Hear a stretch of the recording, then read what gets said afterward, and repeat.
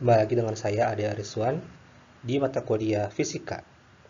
Pada materi kali ini kita akan membahas lanjutan mengenai kinematika partikel, yaitu gerak di dimensi 2. Apakah pernah saudara mengamati kalau kita main basket atau melihat orang lain main basket ya, pasti ada lemparan seperti ini ya, lemparan tembakan ke arah uh, keranjangnya. Ya, itu bentuk bentuk ininya lintasannya kan seperti melengkung ini ya. Atau kalau kita main bola atau main futsal, ada tendangan bebas misalnya atau tendangan jauh, tentu gerak bolanya akan melingkar, melengkung seperti itu ya.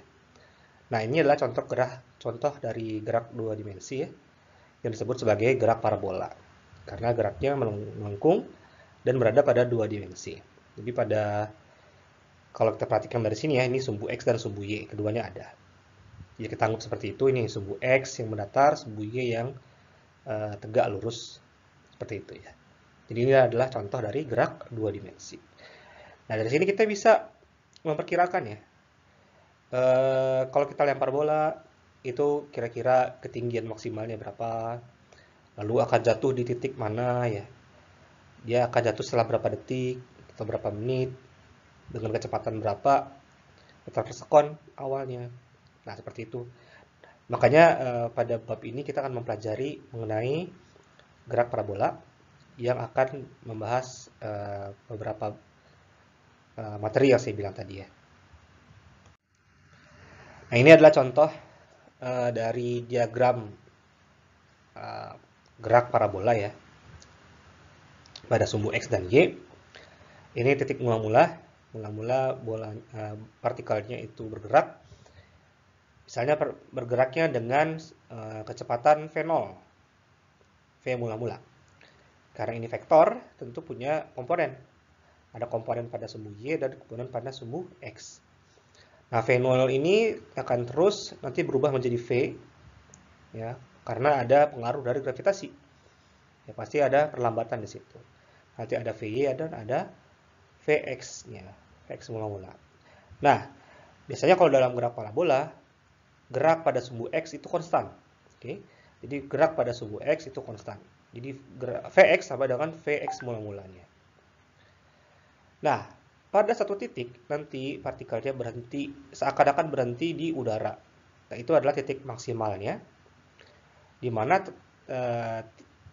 kecepatan pada sumbu Y-nya itu 0. Ya. Dan kecepatan pada sumbu X-nya tetap sama. Ya, jadi seakan-akan dia tidak bergerak di sumbu Y karena dia sudah tidak bisa lagi melawan gaya gravitasi. Kemudian akan turun ke sini dan akan mencapai titik X di ujung sini. Dan tadi kita sudah bahas Vx-nya konstan, sehingga X ini di mana dia jatuh itu adalah Vx mula-mula dikali T dikali berapa waktunya. Ya, di mana Vx itu Vx-nya kecepatan pada sumbu X adalah V0 cos theta. Nah, theta di sini adalah sudut elevasi ya. Sudut elevasi yang menunjukkan arah dari gerakan partikel tersebut terhadap sumbu X ya. Ini adalah sudut elevasinya theta. Sementara kalau gerak pada sumbu Y, Vy adalah Vy0 kurang Gt. Nah, Vy mula-mula ini adalah V0 sin theta. Jadi kalau yang sumbu X adalah dikali sin cos theta kalau di sumbu X, sementara kalau di sumbu Y dikali sin theta. Perhatikan perbedaannya. Dan dikurang dengan Gt. G ini adalah pengganti akselerasi ya, pengganti percepatan maaf.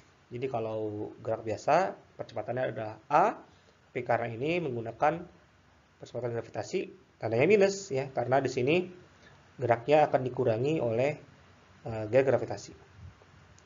Oke, itu Vy, ada Vx juga, lalu Y-nya adalah Vy0 mula-mula dikali T dikurang setengah Gt kuadrat. Ya, ini serupa juga dengan GLBB yang kita sudah bahas kemarin. Jadi ini adalah ringkasannya. Ya. Kalau kecepatan mula-mula itu V0x cos theta. Kalau pada sumbu X, sementara pada sumbu Y itu V0Y sama dengan V0 sin theta. Nah, ciri khasnya di sini ya. Di sumbu X itu akan berlaku seperti GLB atau gerak lurus beraturan. Artinya, pada sumbu X tidak ada percepatan maupun perlambatan. Tapi di sumbu Y terjadi perlambatan dan percepatan karena ada gaya gravitasi. Maka kecepatan tertentu Vx sama dengan V0x sama seperti GLB. Sementara sumbu Y, Vy sama dengan V0y kurang GT. Jaraknya tadi juga sudah ya, X sama dengan V0x kali T. Sementara pada sumbu Y sama dengan V0y dikali T dikurang setengah GT kuadrat. Nah, tinggi maksimum ini ya, ini sebenarnya juga sama dengan Y, tapi disimbolkan berbeda dengan H. Apa bedanya H dengan Y? Nah, kalau Y itu ketinggian sembarang. Kalau H adalah ketinggian maksimal yang tadi, yang di puncak. Itu kita akan dapatkan V0 kuadrat sin kuadrat theta per 2G. Nah, ini rumus langsungnya. Sementara kalau kecepatan benda pada sembarang titik, kita bisa ketahui dari komponen vektor kecepatannya pada sumbu X dan sumbu Y. Vx kuadrat tambah Y kuadrat diakarkan. Lalu ini adalah sudut elevasinya sama dengan Vy per Vx. Dan jangkauan maksimal ini yang disimbolkan X tadi ya. Kalau di sini kita sebutkan sebagai R. Itu V0 kuadrat sin 2 theta per G. Ini cara cepatnya aja.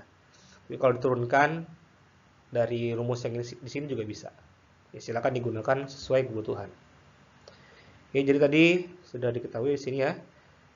T itu waktu, G percepatan gravitasinya, dan theta adalah sudut elevasi dalam derajat. Contoh soal. Sebuah kelereng berada di atas sebuah meja, didorong dengan laju sebesar 2 meter per sekon. Nah, ketinggian meja dari lantai adalah 45 cm. Tentukan jarak mendatar yang ditempuh kelereng dihitung dari kaki meja. Nah, misalkan ini tadi mejanya, lalu ketinggiannya ya tadi 45 cm, ini X-nya yang ingin ditanyakan. Kemudian kecepatan mula-mulanya 2 meter per sekon kuadrat. Jadi karena ini seperti gerak jatuh bebas ya, maka V0y mula-mulanya tidak ada, 0 ya. Jadi kita bisa gunakan rumus ini tadi, Y sama dengan V0y kali T kurang setengah GT kuadrat. Kita masukkan angkanya, V0y adalah 0 ya, jadi di sini tinggal 0. Kita dapatkan Y sama dengan setengah GT kuadrat, sehingga kita dapatkan T kuadratnya adalah minus 0,45. Nah, kenapa minus di sini? Ya karena tandanya turun ya, sehingga menggunakan minus. Sementara setengah GT kuadrat, setengah dikurang 10 meter per sekon kuadrat, kita dapatkan 0,09 detik. Sehingga T-nya adalah akar dari 0,09, yaitu 0,3 detik. Kemudian, jarak X kita akan dapatkan dari waktu ini. Ya, jadi waktu ini adalah T, waktu jatuhnya bola. Waktu jatuhnya kelereng dari meja ke bawah ya. Kita sudah tentukan dengan waktu tersebut, ya berarti kan harusnya kelereng sudah di bawah ya. Berapakah X-nya? Kita langsung masukkan angkanya 2 meter per sekon. 2 meter per sekon dikali 0,3, kita dapatkan jaraknya 60 cm. 0,6 meter atau 60 cm. Ya, jadi tadi kuncinya adalah kita nggak bisa langsung ke sini, X sama dengan V0x kali T, karena T-nya nggak tahu berapa lama setelah didorong ya. Kita dapatkan berapa waktu yang diperlukan untuk jatuh. Data didapatkan 0,3 detik. Contoh kedua, sebuah peluru ditembakkan ke atas dengan kecepatan awal 1400 meter per sekon dan mengenai sandaran yang memiliki jarak mendatar sejauh 200.000 meter. Diketahui kecepatan gravitasinya 9,8 meter per sekon kuadrat. Tentukanlah berapa sudut elevasinya. Oke, berarti ini adalah V0-nya. Nah, ini adalah X-nya ya, berarti ya, jaraknya. Ini G-nya. Ya, jadi kita ketahui tadi X maksimal atau R-nya adalah V0 kuadrat sin 2 theta per G ya. Berarti kita bisa gunakan rumus ini. Kita masukkan, kita pindahkan sin 2 tetanya ke sini. Kita akan mencari sudutnya ya. Oke, jadi kita dapatkan sin 2 theta sama dengan X max tadi 200.000 ya, 200.000 meter dikali G-nya 9,8 meter per sekon kuadrat dibagi V0 kuadrat 1400 meter per sekon kuadrat. Kita dapatkan sin 2 tetanya adalah 1. Ya, berarti kita dapatkan sin 2 theta adalah 90 derajat ya, karena sin 90 derajat kan 1 ya, atau arcus sin 2 theta adalah 90. Berarti 2 tetanya 90 ya. Artinya tetanya adalah 45 derajat. Contoh ketiga, kali ini sebuah peluru ditembakkan dengan kecepatan 90 meter per sekon dengan sudut elevasi 30 derajat. Tentukanlah ketinggian maksimum yang dicapai peluru tersebut dengan G sama dengan 10 meter per sekon kuadrat. Nah, untuk mendapatkan Y, ketinggian tadi, kita harus mengetahui waktunya. Berapa waktu yang dibutuhkan untuk mencapai ketinggian maksimum. Ya, nanti kita gunakan dulu rumus ini.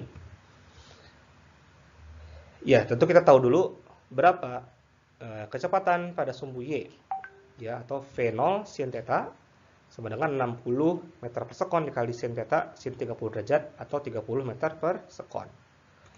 Kita gunakan rumus ini untuk mencari T-nya, berarti VY sama dengan V0Y kurang GT. Nanti kita mau cari T ini berapa.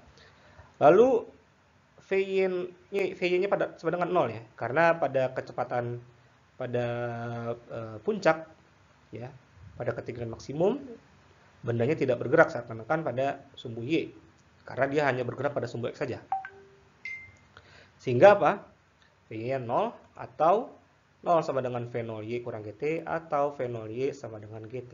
Dari sini kita bisa cari langsung T-nya berapa. T sama dengan V0Y per G atau 30 per 10, 3 detik. Ini kita masukkan ke rumus. Ya, Y sama dengan V0Y kali T kurang setengah GT kuadrat. Sama seperti GLBB ya.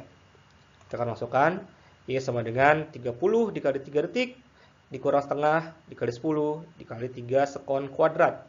3 detik kuadrat. Nah, kita peroleh 45 meter. Berarti 345 meter ketinggiannya. Demikian materi mengenai gerak pada 2 dimensi atau gerak parabola. Terima kasih telah menyimak video ini.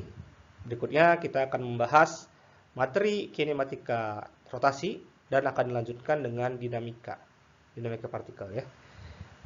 Saya ucapkan terima kasih dan sampai ketemu lagi di materi berikutnya.